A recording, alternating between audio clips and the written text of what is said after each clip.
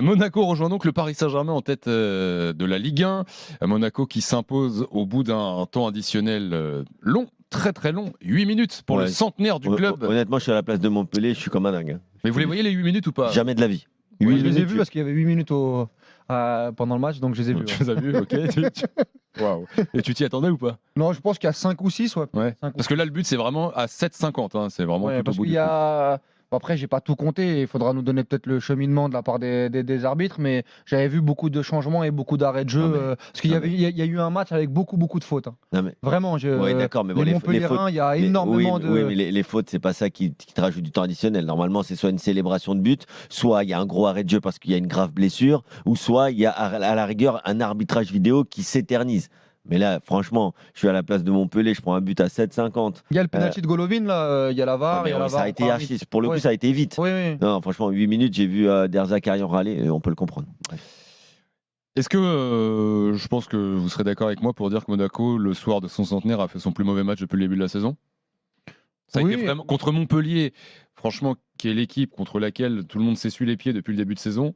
D'ailleurs, peut-être que Adi Hutter l'a pensé un peu trop aussi, ou les joueurs en tout cas sur le terrain, il a une compo très offensive. Et ce soir, finalement, Monaco fait vraiment un mauvais match. Ça faisait un peu genre soirée de gala. Les tribunes sont très bien garnies, il y a du monde, on est très bien habillés, parce que je tiens à dire que la tenue de l'AS Monaco ce soir pour le centenaire était extraordinaire. Et derrière, tu te vois un peu beau contre une équipe, comme tu dis, qui est en grande difficulté. Ça va être facile, tu vas dérouler. Et puis au final, non, pas du tout. Au final, tu as des grandes difficultés. Sur leur premier contre, ils te mettent un but. Ensuite, tu galères, tu finis par égaliser. Bon, ils ont quand même eu 2-3 occasions avant, mais Mbolo n'était pas du tout inspiré. Akliouche, qu'on aime beaucoup, transparent aujourd'hui, carrément mauvais. Tu peux rajouter Ben Seguir aussi, qu'on a très peu vu. Ouais, Ben Seguir, on l'a un peu plus vu qu'Akliouche, mais on l'a pas assez vu. Pas inspiré. Donc voilà, après, ça a été surtout en fin de match, l'entrée de Camara qui a tout changé. Il a redynamisé un peu il a amené beaucoup de spontanéité, beaucoup de jeux vers l'avant. On a retrouvé un AS Monaco qui s'est créé un peu plus d'occasions dans les 10 dernières minutes et qui finalement arrache une victoire qui n'est pas vraiment méritée à la dernière seconde. Méritée, je sais pas, mais en tout cas, la bonne nouvelle pour Monaco, c'est de recoller au classement avant un calendrier qui va pas être simple. Maintenant, je suis d'accord avec toi, Thibaut. Pour moi, c'est la pression la plus pas inquiétante, mais la moins bonne de la part de Monaco, surtout par rapport à l'adversaire, parce qu'il y avait déjà eu un match compliqué contre Lens à la maison, mais avec une pelouse horrible, avec une équipe de Lens qui pose des problèmes à beaucoup en Ligue 1, donc on pouvait contextualiser ce match-là. Attention, il y a le match aussi contre Le Havre la semaine dernière qui n'avait pas été bon du tout et il avait fallu les rentrées de Denis Zakaria et de Ben Seguir pour le coup pour faire la différence, mais tu as une VAR qui se joue à très très peu sur le but de Casimir et Le Havre est plutôt dans son match, et là c'est vrai que ce soir il faudra aussi parler des compositions d'équipe d'Adi Hutter parce que je les trouve très très offensives moi, et je trouve que sur les transitions il y a beaucoup d'équipes qui peuvent leur faire mal, et je suis pas sûr que jouer de cette manière face à des grosses équipes en Ligue 1, ça va être viable sur la durée. Justement, quand on était un peu surpris des choix d'Adi Hutter ce soir, il part sur un 4-4-2 avec donc Mbolo, Balogun devant, Ben Seguir et Akliouche sur les côtés, Zakaria et Golovin derrière, et sur les latéraux, Caio Henrique à gauche, Vanderson à droite, donc effectivement ultra offensif. Après, est-ce que quand tu sais que tu affrontes Montpellier, avant le match, tu dis que une équipe hyper offensive comme ça, pourquoi pas, j'aime bien les mais sur le terrain, on l'a pas vu en fait ça. J'aime bien les entraîneurs ambitieux. On n'a pas vu l'allant. J'aime bien les entraîneurs ambitieux, j'aime bien les joueurs que tu viens de citer, mais quand tu vois, parce que Kevin parlait de la première incursion de Montpellier qui fait but. Moi, j'en vois une juste avant, j'en vois une aussi après, où il y a des erreurs de relance de la part de Salissou qui s'est plutôt bien repris, mais qui sur le premier quart d'heure est quand même en difficulté. En 3 passes, avec la vitesse d'un Akor Adams, de Tanguy Koulibaly. Le jeu de passe de Savanier, tu peux être mis en grande difficulté. Et puis surtout, moi j'ai trouvé que autant il y a pas mal de matchs où techniquement cette équipe elle est capable de réaliser de très belles choses, autant ce soir, alors je sais pas si c'est encore dû à la pelouse, mais j'ai trouvé qu'il y avait beaucoup de déchets techniques de la part des Monégasques. Devant, tu as le but Mbolo Balogun qui contredit un peu la première mi-temps, mais la première mi-temps des deux elle est catastrophique. Techniquement, dans ce qu'il essaie de réaliser, c'est poussif, il faut 2-3 touches pour s'emmener le ballon. Non, et puis il y a pas de mouvement, c'est pas coordonné. Non. Après, sur la composition de départ, hein, franchement, tu joues contre Montpellier, tu peux mettre des joueurs offensifs. Oui, non, mais parce d'accord, qu'en mais fait, il faut un juste milieu quand même. ouais, mais en fait, c'était quoi? C'était Singo, Salissou avec un Zakaria devant. Donc ça, c'était le trio qui était censé casser les contre-attaques. Déjà, Zakaria, c'est normalement un joueur offensif qui peut jouer 8 hein, Ouais. dans beaucoup d'équipes. Hein. Là, Oui, il joue bon, 6, depuis mais... qu'il est là, il oui, joue quand même bien plutôt sûr. défensif. Oui. Mais ensuite, avec Henrique ou Vanderson pour animer les couloirs, et à Kliouche avec Golovin qui était censé être les trois virtuoses au milieu, qui allaient faire tourner la tête des Montpelliérains face à un bloc bas qui allait les attendre, mais les Montpelliérains, ils sont plutôt restés en bloc médian. Ils les ont pas non plus attendus en mettant le bus. Ils sont sortis assez vite, notamment à la récupération des ballons. Et je le disais pendant le match, le souci qu'il y a eu, c'est que Mbolo et Balogun, ils faisaient les mêmes appels. Non, c'est pas Ils faisaient les mêmes complémentaire les appels, deux. c'était pas du tout complémentaire. Florent est là, Et au il y a- 32-16. Et il y a une lecture de match où il a fait, parce que Minamino était dans les tribunes, où il fait jouer quand même Mbolo en numéro 10 derrière Ilenikina et Balogun. Et le rôle d'Mbolo était quand même très très dur à lire sur la fin de match. Hein. Oui, avec tous ces. Ouais, c'était juste on met du monde Ouais, là-bas. voilà, et- exactement. ouais. Ouais. Salut Florent, bienvenue sur RMC. Salut les gars. Salut Florent. Salut, Bon, Florent. Florent, c'est une histoire qui se termine bien, mais Ouais, c'est un joyeux, c'est un bon anniversaire déjà. Voilà ça. Les 8 Après- minutes, c'est le cadeau? Ouais, je pense que c'est vrai, ça va être un petit cadeau. Mais après, bon, pour faire une parenthèse, moi le but de Camara là, il me fait penser à celui de Bernardo Silva contre le PSG, qui nous redonne à peu près quasi le titre. Bon là, on va pas parler de titre tout de suite parce que voilà, c'est le début de championnat. Mais ce but-là, il me fait penser en termes d'émotion. J'ai bien dit en termes d'émotion à ce but-là de Bernardo Silva. Ouais, c'était un peu plus loin dans la saison quand même. Puis c'était au Parc des Princes. Ouais. C'était sur le but sur Areola, là, où Areola se trouve, là. Ouais, c'est pas trappe dans les buts même. Ah, je crois que c'est Areola, mais j'ai de souvenirs. Voilà. mais à bon, en tout vérifier. cas, c'est un but qui te. Ouais, J'ai l'impression qu'il. déjà, c'est un but marquant pour le Qui t'enflamme pour un ce début peu. de saison. Ouais. Voilà. Franchement, en regardant le match, je vais pas mentir, déjà quand il y a Balogun devant le but, ça me fait peur. Ouais. Voilà, déjà, j'appelle Balogun parce que vraiment devant le but, il a vraiment des chaussures en bois. Je comprends pas des fois comment il fait. Ah, faut qu'il enlève les Timberland, hein, parce que Ouais. c'est pas ouais. les mêmes chaussures qu'à Reims qu'il a Balogun. Là, franchement, il a des chaussures de clown. Vous Donc voilà. les gars, vous voyez pas un mieux quand même? Déjà, ce soir, il Enfin, marque. mieux, oui, d'accord. Mais ça va oui. mieux, ça va Contre mieux. balle, ces contrôles mais de balle, ils sont approximatifs. Hein. Ouais, d'accord, mais non, mais ce soir, vous êtes beaucoup trop dur. Ce soir, Mbolo, j'ai trouvé plus en Ah oui, non, mais, difficulté ah, que non, Balogun. pour moi, il y a les deux. Mais il y en a. Sur Il la marque première mi-temps, il marque quand même bien sûr, Balogun. il marque très bien, mais il y a quand même des Du frappes. gauche en plus. C'est des frappes qui Tiens, les vont gars, le poteau. Pour revenir sur Balogun, parce que Kevin me dit que je suis dur, et il a peut-être raison, peut-être que j'ai une exigence C'est pas son pire match, Balogun. c'est ce que je veux Non, dire. il marque, etc. Mais je dis juste que quand Trouve le poteau. quand on parle de la complémentarité entre les deux, parce que si on parle de Balogun, il faut aussi parler d'Embolo. Sur la première mi-temps, on dit match très poussif de Monaco, mais ils se l'ont rendu poussif à cause des deux. Même si les Non, deux... pas que mais si, à cause des deux. Et si les deux réagissent à 1-0, mais il y a une frappe Mbolo sur une magnifique passe de Balogun. et d'Embolo qui l'envoie je sais pas où, et il y en a une autre juste avant de Balogun où la même chose. Elle est plus dure. Enfin, elle est plus dure. Il doit faire mieux. Un attaquant de ce calibre-là qui a été acheté pour ce chiffre-là, pour ce nombre-là, il doit faire beaucoup mieux. Donc les occasions, il y a aussi un coup franc de Caio Henrique qui est très très bien frappé où Mbolo Il rate sa tête. rate sa Donc tête. encore une fois, c'est Mbolo. Non, mais il y a un cafouillage. Non, mais moi je parle des deux. Je te dis pas que Balogun, même Mbolo, moi globalement, son début de saison, il me déçoit par rapport à ce que j'en dis, par rapport à ce que j'en attends. C'est pas dingue. C'est pas dingue. Florent, est-ce que tu veux ajouter quelque chose à ce débat? Bah non, mais pour moi, il a raison, Walid, sur les deux attaquants. On va pas se mentir. Voilà, ils sont très poussifs. C'est vrai qu'il nous manque un tueur cette saison. On l'avait. Après, voilà, il a eu ses petites affaires personnelles qui sont remontées. Donc je pense que c'est pour ça qu'il n'a pas été prolongé, je pense. Donc c'est dommage.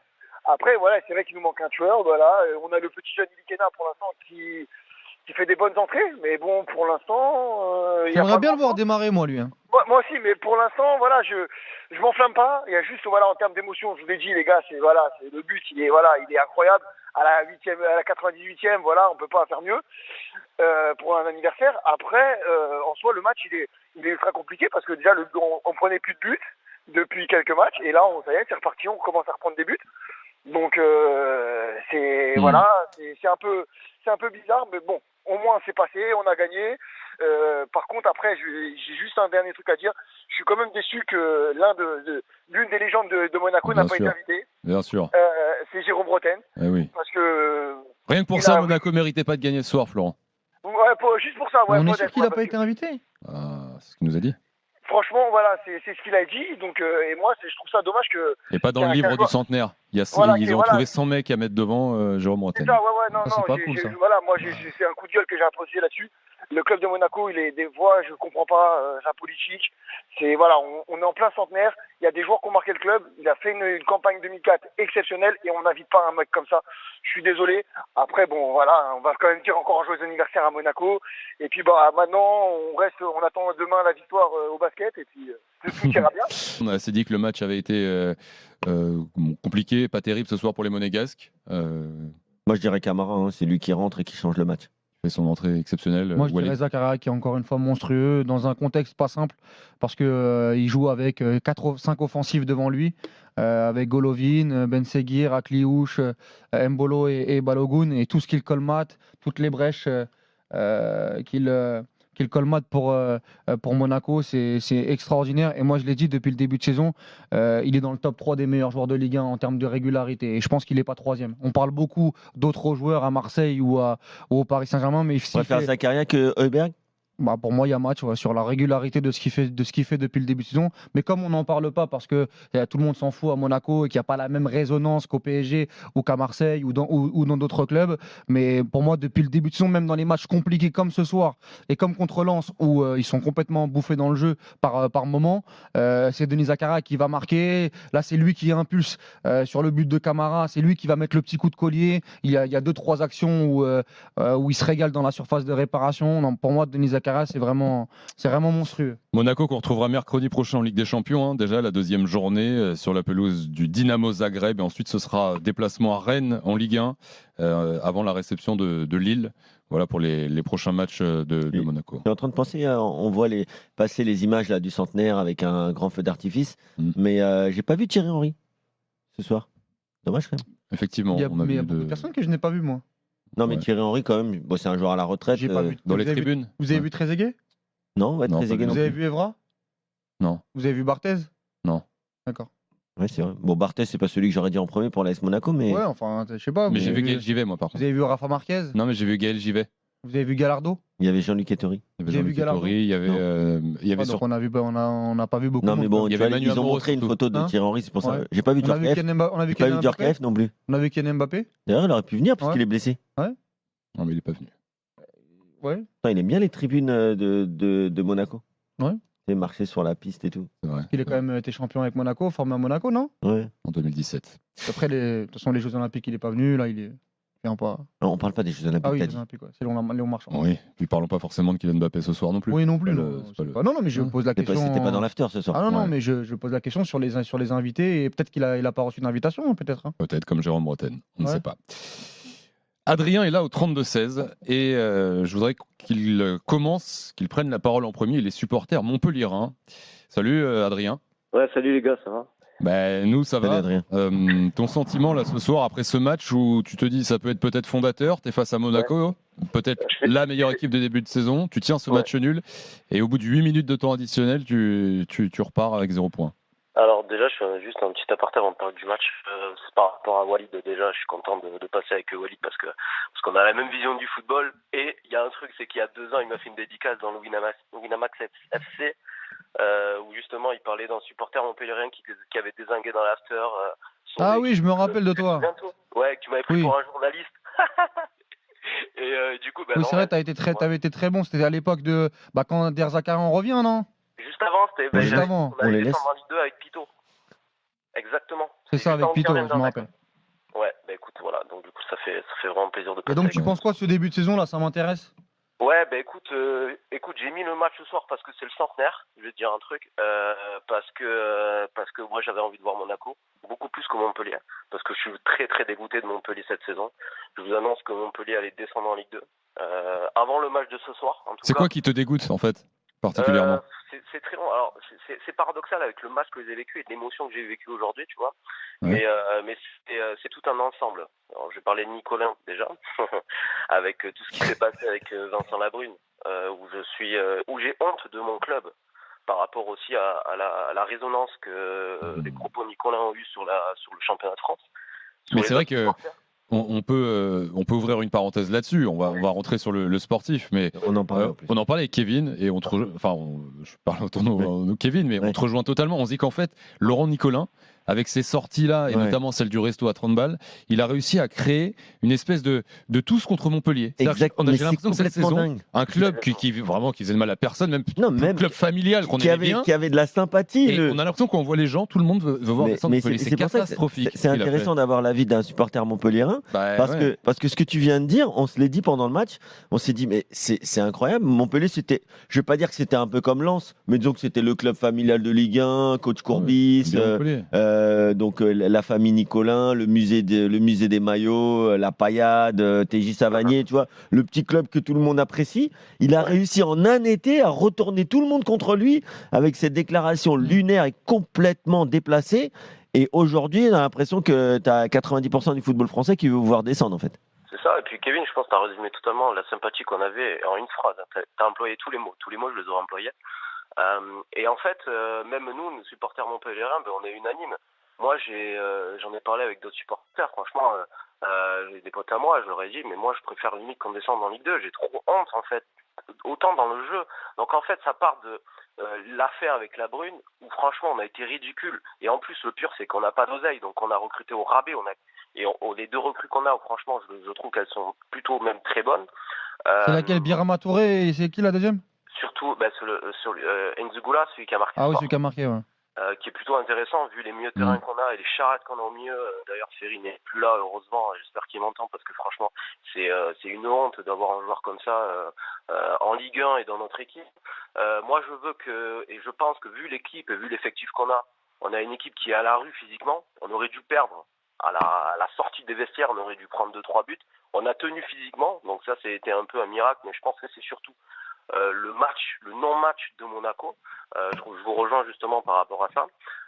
Et en fait, moi, franchement, je pense que si on avait un autre entraîneur, un peu à Big Bait par exemple, pour ne citer que lui, et puis en plus je sais que tu es fan du Red Star, Walid, donc je sais toute la sympathie que tu as pour cet entraîneur. Ouais, après on a une sympathie pour lui, Adrien, mais sauf que sur l'expérience, à part le Red Star. Non, mais là, ils ont un entraîneur d'expérience et ça fonctionne pas beaucoup mieux. Exactement. Donc, je suis d'accord avec toi. Franchement, Berzac, mais c'est fini.